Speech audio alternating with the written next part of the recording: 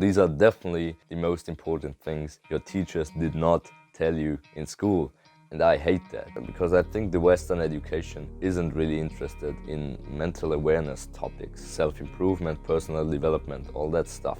Alright, first off, what are the 5 love languages? These are universal languages everyone really has in common. It's not like I'm gonna give you an example right now so you can understand it better. Tina is a Spanish girl based in Madrid, and well, she doesn't really speak any German nor English. So in order for us to connect as human beings, that's obviously what we want at the end of the day, we would have to find a common ground where we can communicate without really speaking. And that's basically what the 5 love languages are here for. Obviously, as I said before, universal love languages, universal languages. So everyone out there, every human being on this world living right now can and is able to speak these languages, but most of us don't know how to use them right. So it's really something everyone has in their brain, in their mind when growing up. So it's not about consciousness, it's not about the things I know. It's about the things I don't know that happen inside of my brain that I don't even think about, which is super powerful because I can literally make people feel without even using my mouth, without even talking to them.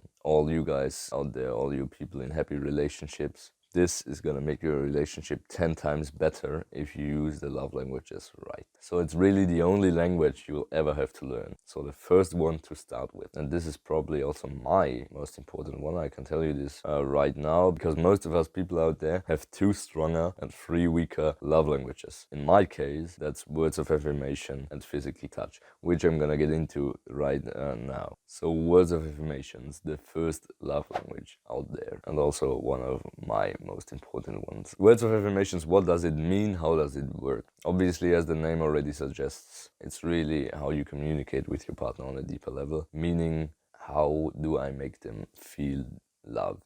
So people who have this love language in their life, in their mind, in their body, need you as their significant other to make them feel loved every single time from scratch. So basically what that means is let them know you're there, let them, well, know you think about them and know you care. And how do you do that? That's really the most important thing. Let them know you care. You can simply implement the phrase, I love you.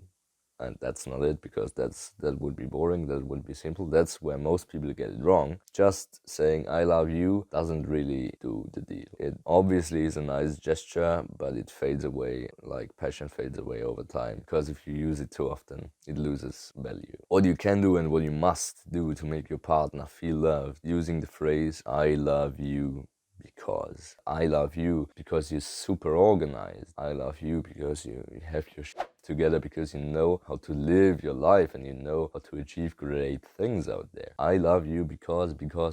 This is so powerful at itself, and you should definitely start using it if you want to make your partner feel loved even more. So the second thing regarding words of affirmation could be to post them on their social media. To these people, as to myself, this is super powerful, super important. They get their phone out, they look at their phone, see the notification, mentioned you in their story or something like that on Instagram. They see the notification and it really empowers them. And it's not even clingy or something like that. I believe that you should certainly be aware of posting them on your social media, of using this technique if your partner has this love language. Love language number 2, physical touch. What you really need to do here, and what you can and must do, is slight but genuine touches all throughout the day. For the first love language, it was making them feel heard, and now it's making them feel seen. And how do you make someone feel seen? It's about touching them the right way, not like getting all sexual or something like that. That's not what I mean. That's actually the opposite of what you should do, because it can certainly kill the mood if you're always being too sexual and stuff like that. But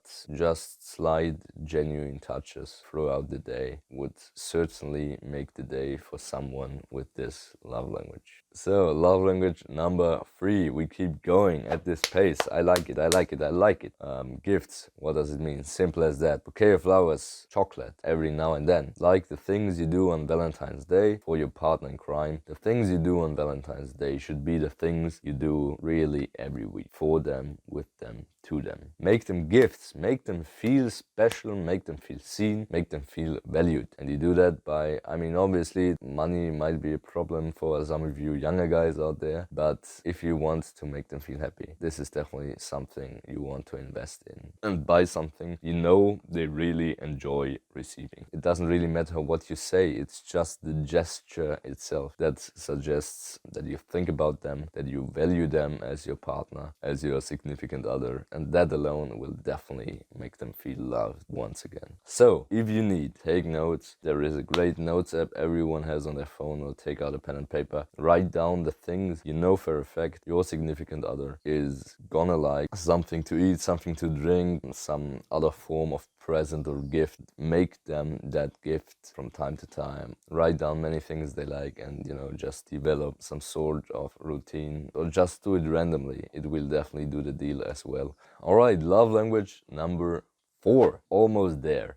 Acts of service. As you see, all these love languages really aren't that hard to understand. They really are a simple deal, but still most of us young people out there don't know how to use them right, because we've never been taught how to use them, and that's what this video is for. So listen carefully. Acts of service, love language number 4. Whether you do the laundry or you do the dishes, it's not about what you do and how you do it. It's about your partner realizing that you are there for them, that you will support them in their day-to-day life. Because for people with the love language acts of service, it's incredibly important to feel supported, to feel helped, to feel seen again, but most definitely supported in their day-to-day life. If you can help them in any way possible, they will definitely need the help, and they will definitely accept and appreciate the help you give them. Right, that was a fast one. Love language number 5. Quality time. A great guy has once said this phrase to me, and I will always remember it because it perfectly fits into this category. It's not about the hours you spend,